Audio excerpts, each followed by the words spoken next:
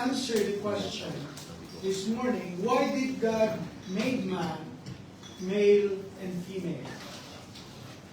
And we are going to use the New English Translation, as you have noticed. And usually when I change the translation, I have some purposes. But also for us to be, because we are used up probably to reading the same translation, and it seems like the meaning of the words does not really go inside that. So I use this translation for that purpose. Shall we pray? The Lord gracious Father, we praise you, thank you, Lord, for this time that we could once again go to your word, study your word, and may your word teach us, guide us always, and always for our profit. And we pray, Lord, that we are not only hearers, but doers of your word. Amen. You will be familiar with this flag. So it's a rainbow flag, and it represents what they call the LGBTQA. And what we know about LGBTQA, we are so common now, we have so many acronyms, and a lot of times we don't really understand what these acronyms mean. LGBTQA, for some people who does not know exactly what it represents the lesbian, the gay, the bisexual, transgender, queer, questioning, queer, and asexual. There is another one that is very popular in our project development and in project implementation. This is what we call the JESI. The JESI is one that is being used in project implementations because they want that jobs will be offered equally both to men and women, young and old, and black and white. So they want like a percentage always. So if you have an army, you should have an army with a percentage of women. Okay, if you have a security for the president, they want certain percentage to be women. So these are things that we find in JESI, and JESI means gender equality and social inclusion. The other one is SOGIE, ESCE. See, this is quite popular in the Philippines. This is the term that they are being used, especially in party list that they have applied for. SOGIE, GC means social orientation, gender identity and expression, and sex characteristics. So the idea is postmodern, the idea that you can be whatever you want. You can define whatever your gender is, your sex. But the Bible talks only about binary gender. By the binary gender means that there are only two genders, the male and the female. And you will know exactly what the gender will be once a child is born. When a child is born, you say it's a boy or it's a girl. So that is the premise that we are studying, and that is exactly what the Bible tells us at the very first pages of Scripture. In chapter 1, in Genesis chapter 1 and Genesis chapter 2, explores the idea of what it means to be a man.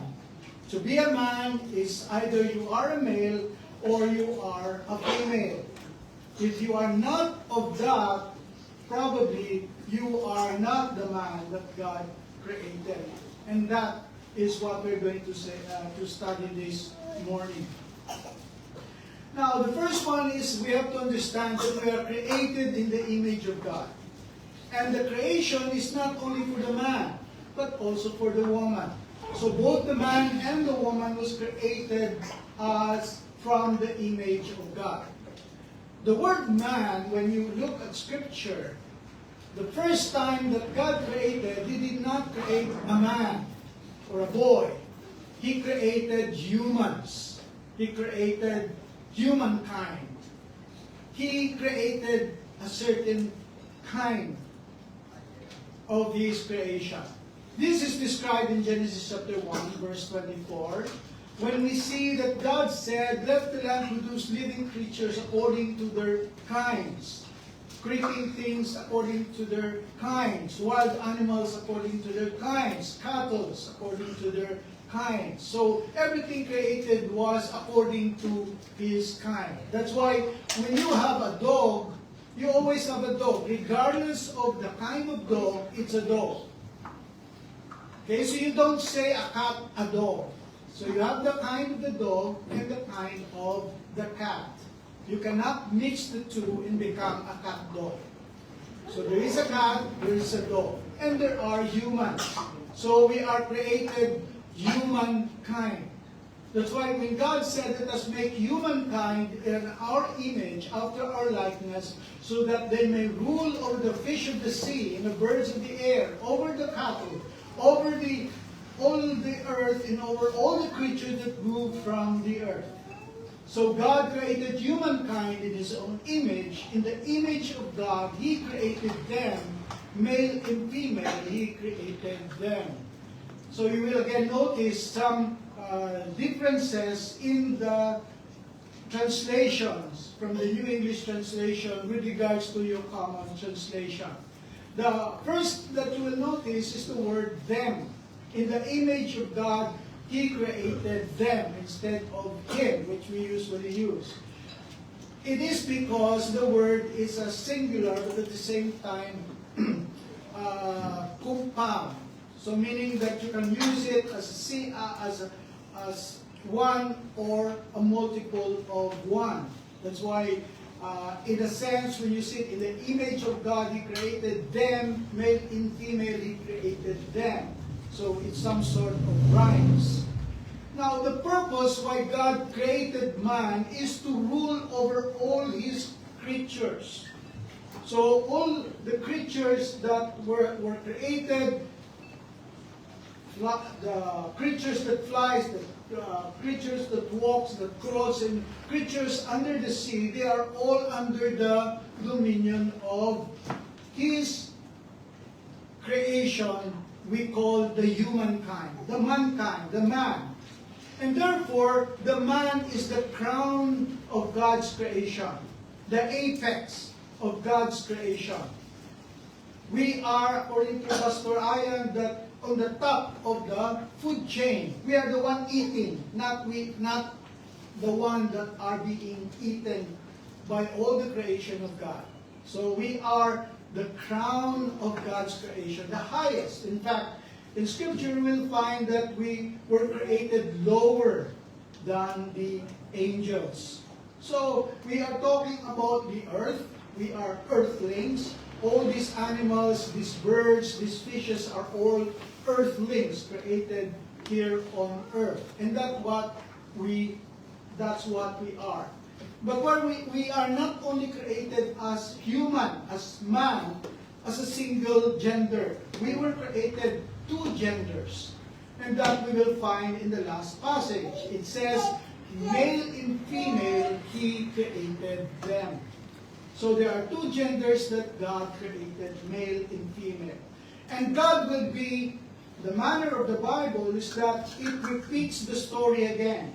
We call it the Hebraic parallelism. The Hebrew writing, the Hebrew poetry will always use parallelism. And chapter 2 of Genesis will give us, will go in detail on how God created us. How did God created the male and the female? Because here it only mentions that He created them male and female. We go to chapter 2, we will see how God created the male and the female. The first thing that we will notice is that the Lord God, in Genesis chapter 2, verse 14, the Lord God, verse 6 I think, the Lord God formed the man, and the word man, when we go to the Hebrew, the word man is Adam. Okay? Adam is the Hebrew word for man. From the soil of the ground or the dust is called Adamah. That's why you will immediately notice that God is playing words. We are called Adam, because we came from Adama. So that's why I use the word earthlings, because we are from the earth. So that is how the Bible tells us. And He breathed the Spirit. His Spirit, His nostrils, the breath of life, and the man became a living being. That's why in the first place, we already immediately start. What is the nature of man? What is the constitution of man? He is composed of dust and is composed of spirit. Spirit and dust, when that is combined, they call it the living being. In other terms, living soul. That means that the two constitution of man, from the dust and from the Spirit of God, makes man. Now, what happened is God took the man. Whatever, in his laboratory, wherever he made man, he took the man, which may eventually be called Adam. Okay, so we're playing with words, but eventually that word will become a personal name. Adam. And placed him in the orchard or the garden in Eden to care for it and to maintain it. In verse 6 of chapter 2, it tells us that God created all these things, but nobody is going to maintain them. That's why the purpose of God creating man was to take care of His creation. That's why God created Adam, to care for it and to maintain it. That is very important for us to understand when we talk about the new heavens and the new earth.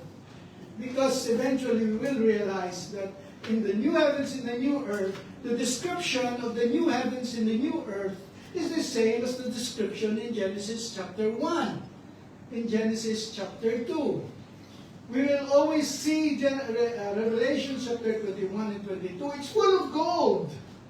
And Genesis 1 and 2 tells us that God created a world that is plenty of gold.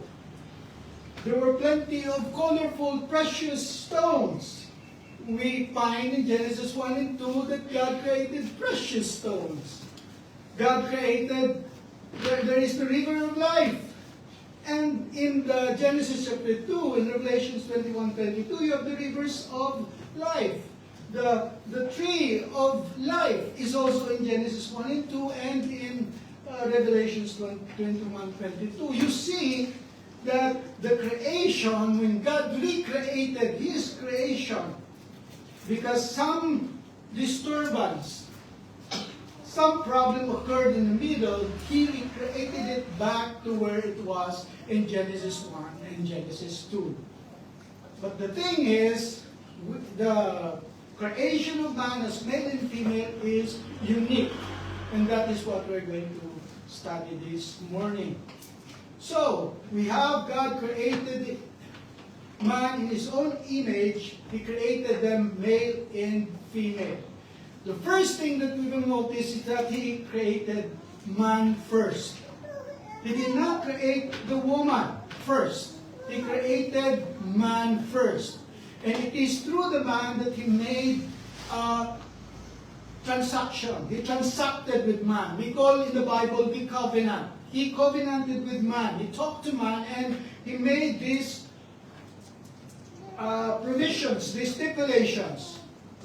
You can eat everything, including the tree of life, but you cannot eat the tree of the knowledge of good and evil.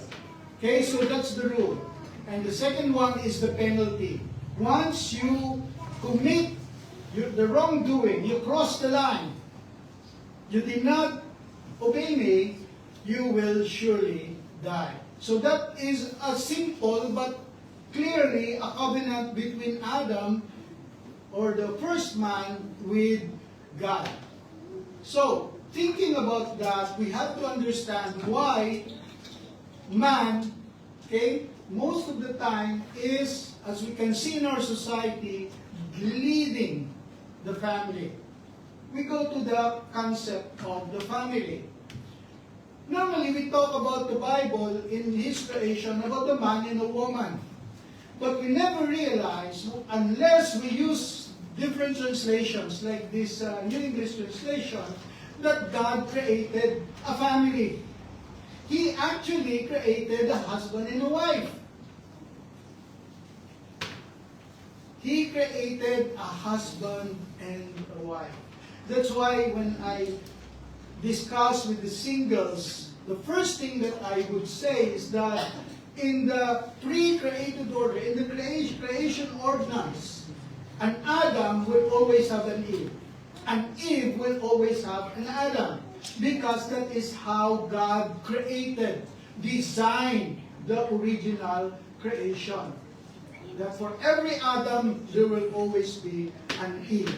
Whatever happened, that there are so much Adam or so much Eve that are singles, is the cause of sin.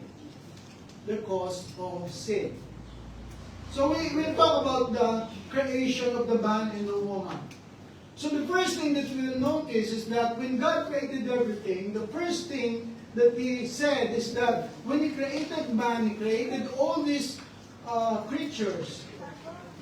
The first mention is of not good is that it is not good that the man should be alone. The man should be alone. And he has to have his companion, and his companion has to be his kind. The same kind as he is. Because God created the cattle, creeping things, the fruit trees, the fishes, the birds, but these are not his kind. He has to create God, the man, his kind. And the thing that is unique about this, you will notice, is that when He created man, He created him from him. That's why it became a woman. Now the word woman is not Adam, but is Isa. But the meaning of the woman means is the companion that corresponds to him. He's a companion that should meet his needs. You know, we talk about completeness. So the man Adam or the male is not complete until he has his Eve. That's why I'm saying that for every Adam there should be an Eve. He cannot be complete without his Eve. And so in verse 24 we see here that is why a man leaves his wife and mother and unites with his wife. And you will notice that in all the discussions in Genesis 2 and 3, God will always address the woman as the wife and Adam as the husband relative to the wife. And they became one family. So the one flesh that we understand, the translator said, that means one whole family. Blood is thicker than water. We always say that. And there is an investment for each one of us. You know, sometimes my wife will not receive it very very good. Okay, when I say that you're not my relative. Your wives. I don't know if your wife is your first cousin, second cousin, third cousin, or whatever. But normally, your wife is not your relative. You have no relation to your wife. Okay? But once you are married, you now become one family. And you invest. The woman invests to his man, the man invests to his woman, and she spends all her money, all her resources to the other. That's why I would say that if there is a man or if there is a woman that say, oh, this is mine alone, okay, that becomes a problem. Becomes really a problem because you have to share everything, even your problems, even your joys, everything as a man and a woman, as a family. That is given to us from the very outset in Genesis chapter 2. Now, we talk about God's creation. This is what we call the androgyne. You know, when the Hebrew, when the Hebrew scholars are studying the creation of man, they are quite surprised because the Christians use the word rib. That word is used 40 times in Hebrew, and it never refers to it as a rib. That's why it's wonders how the Christian would take the word rib. Okay, a part of the man is rib. The Bible, the Hebrew Bible, will tell us that he took the part of the man's side. That's why the Hebrew scholars would say that probably the human was created as androgyne, half man, half woman, and when God created the woman, He cut the man, the human, into two, and now we have the man and the woman. Okay, but this is a minority view, but this is view nonetheless because of the word side. He took part of man's side and close up. That's why you will immediately understand, if you have this kind of view, that it's not a rib, because a rib is a bone. And how can you say that it's the flesh of my flesh? It is a bone. That's why Adam would say, this is bone of my bone, rib probably, flesh of my flesh, it cannot be a bone. It cannot be a rib. So flesh of my flesh, bone of my bones. And this one would be called woman. Again, the man that corresponds, or the human that corresponds to the man, for she was taken out of the man. The unique thing about you to looking at it is that when God created everything, He created the cat, He created the dog, He created them differently. But when the woman was created, He created from what He has already created. He created something that He has already created. That's why it's not, the word actually is not a creation because it was already created. Okay? It was made. In the words, in the Hebrew words, it was architecturally designed. That's why when I'm looking, I'm a man. I would always appreciate a beautiful woman. When you see a woman, you will see a beautifully crafted human. I will never say that to a man. I hope men, you don't see a beautiful man. But you always see a beautiful girl. The women probably will always be attracted to, oh, she was beautiful. But you cannot say that to the man, oh, he is beautiful, he's sexy. It's not a man if he's sexy. Okay? The curves. The man doesn't have any curves. Okay? Those special parts of the woman is so special. And they are being craved by the man. So you see that the way God created, in a way, the Hebrew scholars would say that it was really crafted so beautifully, the woman.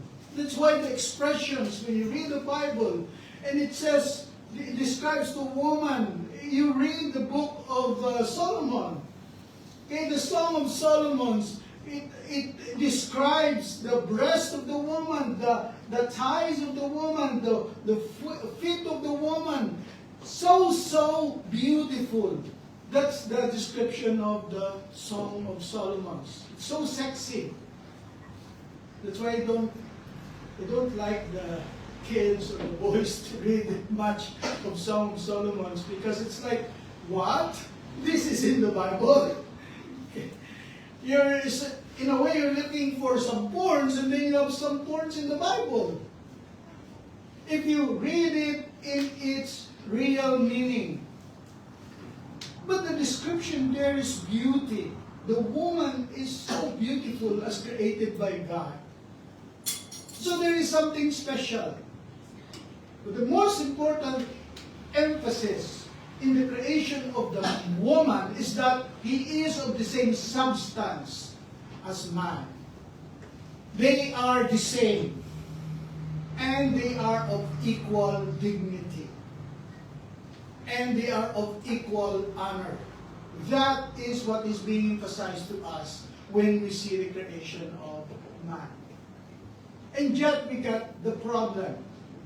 When sin came in, it distorted our concept of the male and the female. In fact, it distorted the role of the man and the woman. Supposedly, the man is to be responsible, to lead, and to have the final say in everything. But in the story of the temptation, Tim would always notice this, that it was the man that actually made the first problem. He did not insert his leadership. When you read Genesis chapter 3 verse 6, when the serpent came in and he was talking to Eve, Adam was actually present. And finally, when the woman succumbed to the temptations of the serpent, when the woman saw that the tree produced fruit that was good for food, was attractive to the eye, and was desirable for making one wise, she took some of its fruit and ate it. And the man who knows exactly what God said, do not eat it, allowed his wife to eat the forbidden fruit.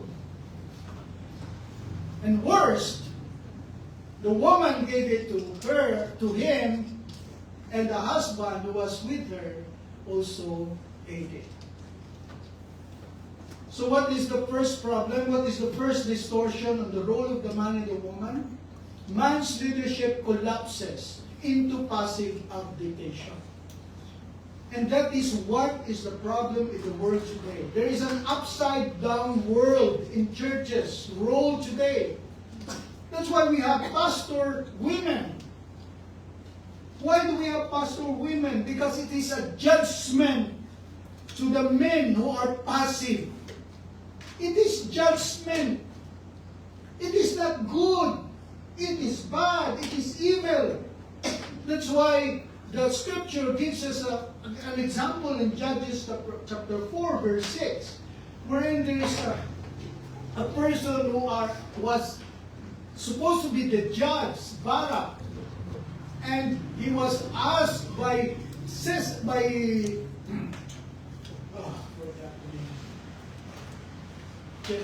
Jezreel, and she said to them, "It is not true that the Lord God of Israel is commanding you." And Barak said to her, "If you go with me, I will go. But if you do not go with me, I will not go." And she said, "I will indeed go with you, but you will not gain fame on the expedition you are undertaking. For the Lord will turn Sisera, the general of the Canaan who attacked them, over to a woman, Jael." So when you see leaders, woman leaders in the church, it's not a blessing in the church. It's a curse. I would say it frankly, because the Bible is very clear. It's the men in His church, in Christ's church, men are supposed to lead, because that is the design of God for His church. The second thing that we will find in Genesis chapter 3, the distortion between the role of the man and the woman, is that the woman's respectful submission turned into rebellious usurpation. When you read your Bible, usually you will read, "To the woman He said, I will greatly increase your labor pains, with pain you will give birth to children. You will desire for your husband, but he will dominate you." But the proper translation for that, or the meaning that's supposed to be we should get, is that the woman will control his husband. The woman will control his husband. Husbands, do you agree? Do you agree? There is the tendency of the woman to control the family, especially in the Philippines, especially in Spanish civilization, Spanish culture. We have the matriarchy. It's the matriarch that decides. They have to wait for the woman to decide, the mother or the grandmother. But that is not the way the Scripture tells us, especially in the Church of Jesus Christ. You have to remember, this organization, the church that we attend, our shepherd is Jesus. Our King and Lord is Jesus. He is the one that decides the rules of how this organization operates. And according to him, it's the men and not the women that rules the church. In 1 Timothy 2:12, this is a very clear passage. And if you cannot understand this, you have no spirit in you. Why? Because this is based on the old Genesis account. It's not a basis of culture. It's not a basis, oh, we are Americans, we are Europeans, we are Filipinos, that's why we do different things. This is a story based on the story of the creation. And the Apostle Paul extracts the principle from there. And when he said, but I do not allow a woman to teach or exercise authority over a man. She must remain quiet. Of course, there's so much thing about quietness. When you read 1 Timothy, the women actually there participates in the worship. They pray, they talk, they sing. Okay? So everything, the woman there does not, quote-unquote, just doing some lip service. They are loud, they participate, but in terms of leading the church, they have to remain quiet. Now why? Because the man was formed first and then Eve. We talked about that already. That the man was first created because he will be responsible for his family. He, in fact, should be responsible for Eve and for their children. He did not do that. Why? Why? Paul will explain further. And Adam was not deceived.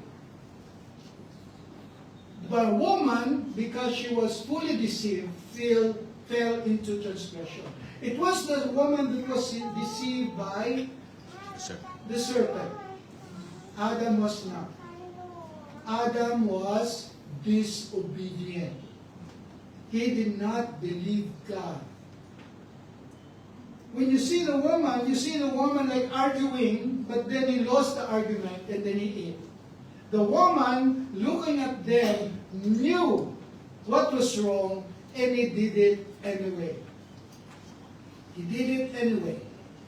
That's why it's the man's responsibility. We fall in Adam, not in Eve.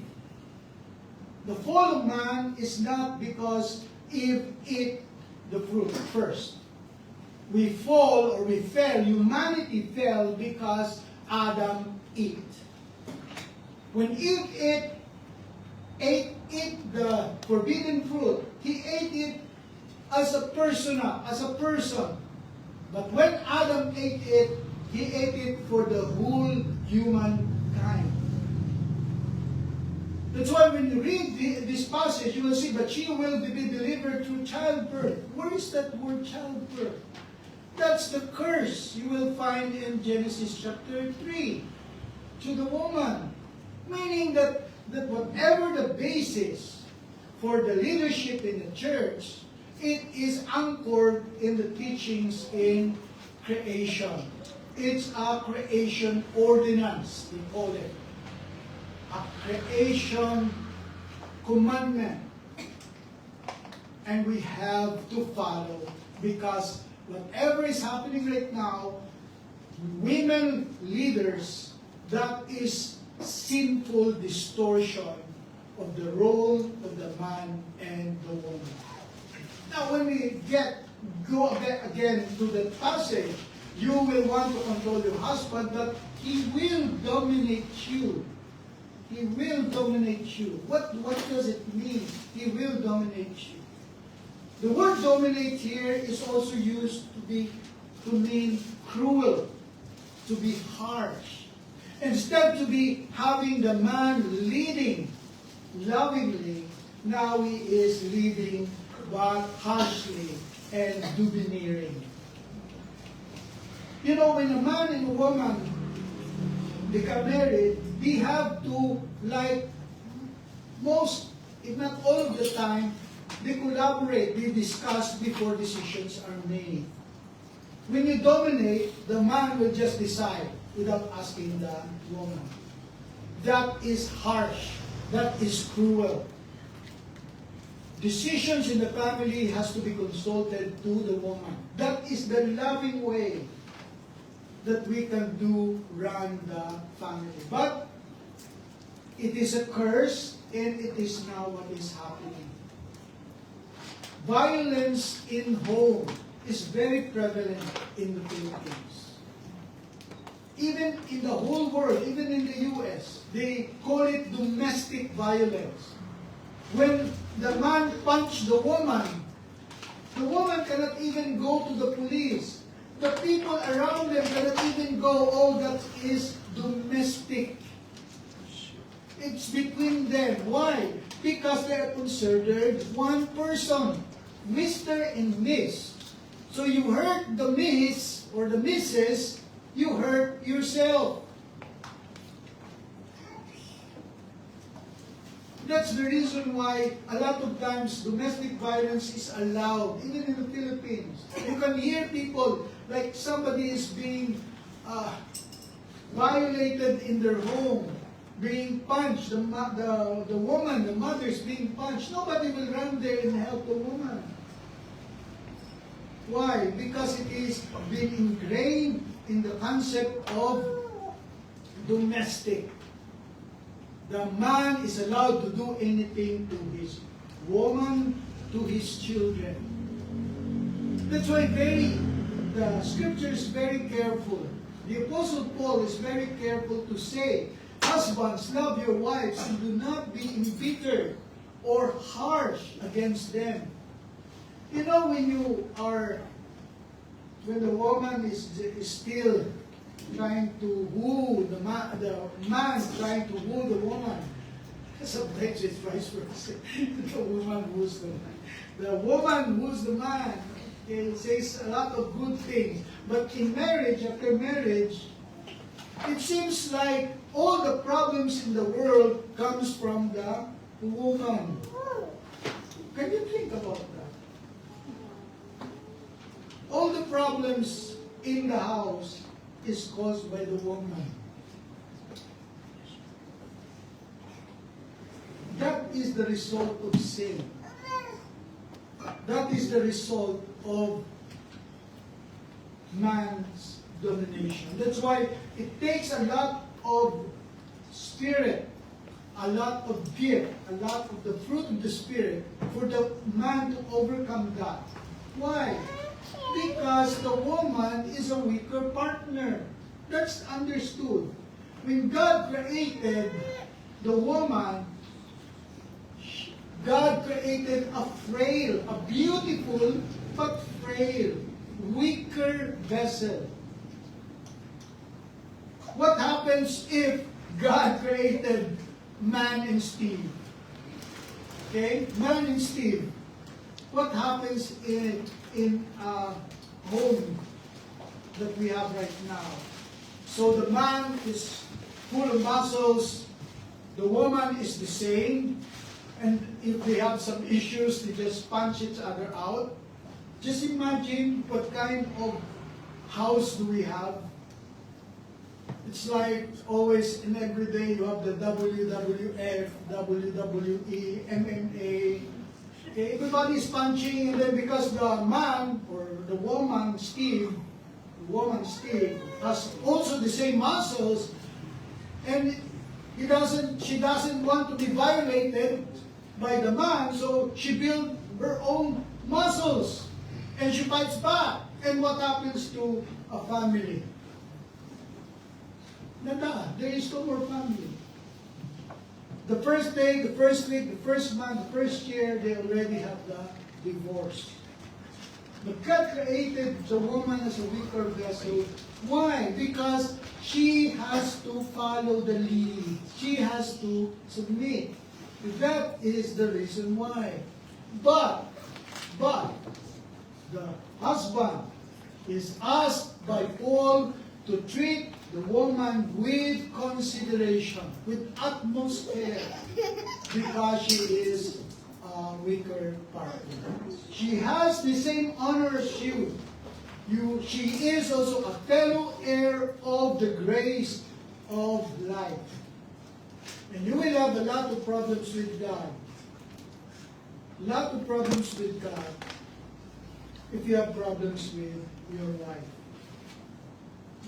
Now, going to the wife. So you have now the wife.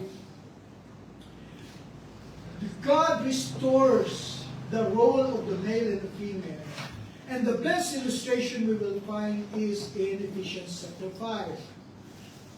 Here we find the woman to be respectful and submissive as the church. Now, we are now being introduced to the design why there is a man and a woman. Because God has already planned, purpose in His plan of redemption that there will be a church. And the church will be represented by the woman, the wife. The wife is the church. And she said, and God said, or the apostle said, wives, submit your husbands as to the Lord, because the husband is the head of the wife, as also Christ is the head of the church. Now you have your relation. The relation between the man and the woman is a relation between Christ and His church, His body. And as the church submits to Christ, so also wives should submit to their husbands in everything. Nevertheless, each one of you must also love his own wife as he loves himself, and the wife must respect her husband. So we see now the relationship. The intent of God, why He created man and a woman, because in the future, you will find the church in His Christ. The husband and the wife, or the wife and her husband. So the husband now has a loving relationship, which is a type of the Lord Jesus Christ. You know, I have to search this word, type. Type. The word type, figure, symbol. So in the Bible, you have types. The type is just a picture of what is coming in the future. Say, for example, we talk about the temple. The temple is where God dwells. That the fulfillment we will find is that the Christian becomes the temple where the Holy Spirit dwells. So you see, the temple is the type of the indwelling spirit in the Christian. So the woman is the type of the church. So the woman first, from the beginning, Genesis chapter 2, but eventually the fulfillment of the woman is the church. And the fulfillment of the husband is Jesus Christ. So what is this about? This man-woman church-Christ relationship. You will find that in verse 27. So that He may present the church to Himself as glorious. So there is a future. We call it a future wedding or a future marriage or a future bonding of the man and the woman, the male and female, as a husband and a wife. That's why when you read here, we see here that it says again, come back to the Genesis chapter 1 account. For this reason, a man will leave his father and mother and will be joined to his wife, and the two will become one flesh. And what happens with every Christian? A body of Christian, the whole Christian or the whole believers become one body, and that one body is now in union, united in one, the Lord Jesus Christ. We become one body or one flesh. Would you imagine that? The purpose of the husband and the wife is best exemplified in Acts chapter 18. The husband and the wife is a partner for Christ's ministry. So, you are a husband, you are a wife, okay? You have the same ministry, and that is the ministry of the Lord Jesus Christ. The story here is about Apollos. See, Apollos is one of the best speakers during his time. And he is coming from Alexandria. You know, in the men's Bible study, we do a lot of church history study. And I always mention the word Alexandria because there are 4 seats of the church in the early church. So the early church, the base of the operation of the Christians are in the church in Jerusalem, in the church in Antioch, in the church in Alexandria, and the church in Rome. But because the church in Jerusalem was destroyed in AD 70, so the remaining center of Christian ministry is in Antioch. You know, Apostle Paul came there. Alexandria, a lot of the early church fathers, and of course, Rome. So we have here Apollos, and he speaks. He shares the gospel. The problem is the gospel that he shares is the gospel that he got from John the Baptizer. And he only understands from the idea that there is a need for everyone to repent and be baptized. But he actually doesn't even know to whom the people should be baptized into. That's why Priscilla and Aquila, notice, the word that is used by Paul, he uses the word first. Priscilla, the woman, is mentioned first, which is very important. Meaning that, based on early church history, Priscilla is more knowledgeable than Aquila. And in fact, in this way, she is able to teach more of Apollos. But they are doing it as a couple. As a couple. That's why she was able to teach Apollos, because she is teaching it as a couple with Aquila. You used to see also the word way. So the church, the Christian church, in the book of Acts is called the way. Okay, the way of God, to him more accurately. So going forward, God restores the male and the female. What does it mean when God restores the male and the female? The unity of the humankind is restored. So you have the male and the female, but what is male and female? They are both humans, humankind. And to whom should they be united? They should be united in Christ. Male and female united in Christ. The same humans. That's why in Galatians chapter 3 verse 26 it says, for in Christ Jesus you are all sons of God. Through faith. All sons of God. So you see, the way we used to do that before the gender specificity came back here in 2000. So you cannot say man, but you have to say person. So, but then the way the Apostle Paul would write, okay, when he refers to the sons of God, it also includes the daughters of God, or meaning the children of God through faith. For all of you who were baptized into Christ have clothed yourselves with Christ. So everything is in union with Christ. Whether you are a Jew or a Greek. Okay, so there is no more nationality, national preference, neither slave nor free. Okay, no social standing, male or female, gender difference. For all of you are one in Jesus Christ. The beauty that we will find is that everything, everyone is included in the salvation of the Lord Jesus Christ. Not only for the rich, it's not only for the poor, it's not only for the Jews, not only for the, but also for the Gentiles. So everybody is considered. In fact, in Acts chapter 2, verse 16, it tells us, in the prophecy of Joel, the fulfillment is that your daughters, your sons and daughters will prophesy. Even your servants, both men and women.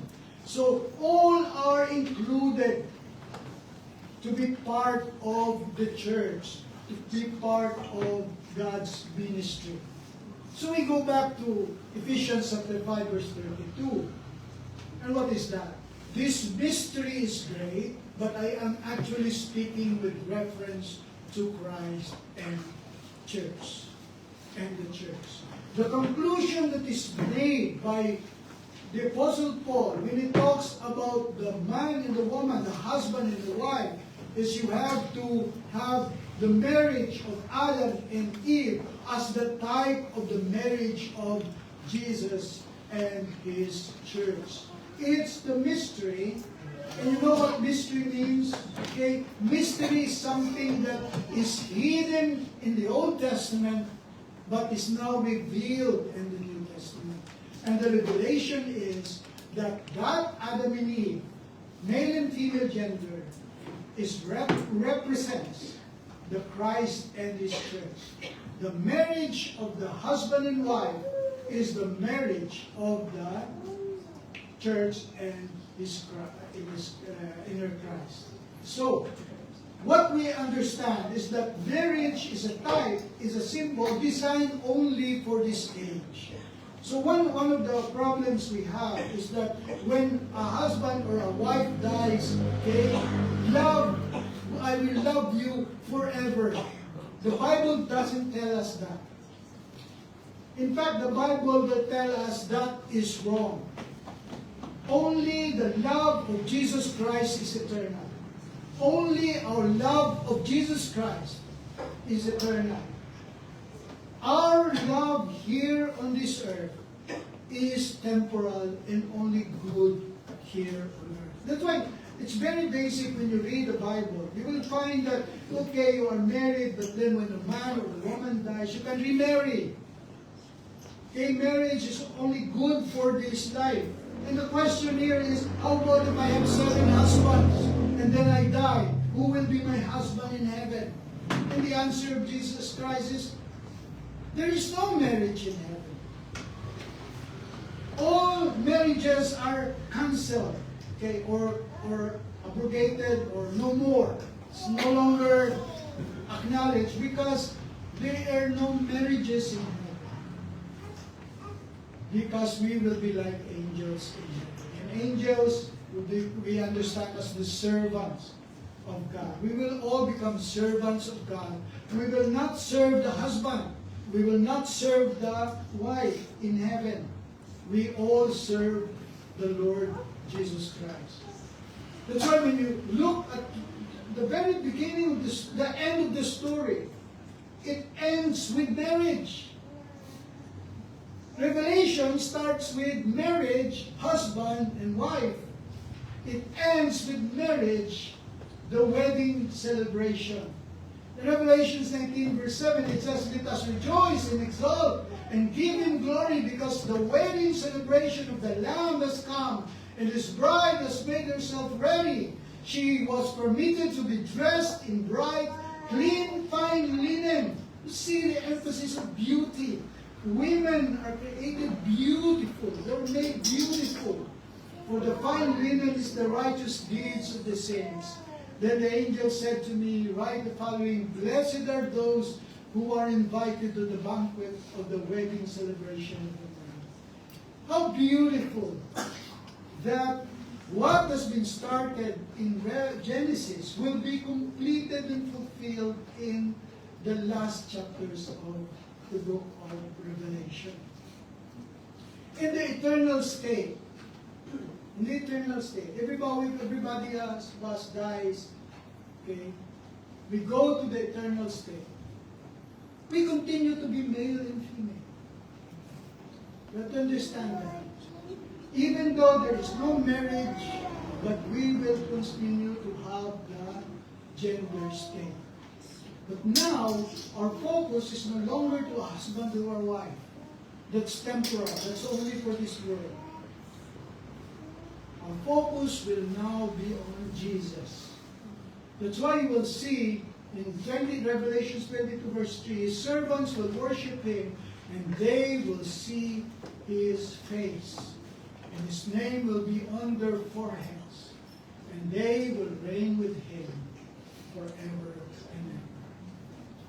So our focus, while we probably focus on our family concerns, on our family problems, we celebrate as a family in the eternal state, in heaven, new heavens and new earth. We celebrate Christ. We celebrate Christ. What does it say to us right now? It says that the eternal things are the important things in life. We should celebrate Jesus Christ. We should focus ourselves in Jesus Christ, because that will be our eternal home. It has to be Jesus. You know, I am a man. Many of us are men. Okay?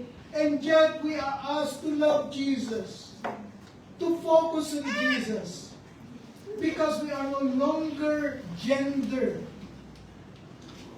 sensitive when it comes to the eternal state, to salvation. Salvation is no longer by gender. Salvation is our union to be one with Jesus Christ. I end this with the Pilgrim's Progress again. You know, when Christian and Hope crossed the celestial city and they went inside and they saw all this gold, all these precious gems as described in Genesis chapter 1 and 2 and Revelation 22. So it describes the beauty of the celestial city. But their focus is only on one thing: to see Jesus.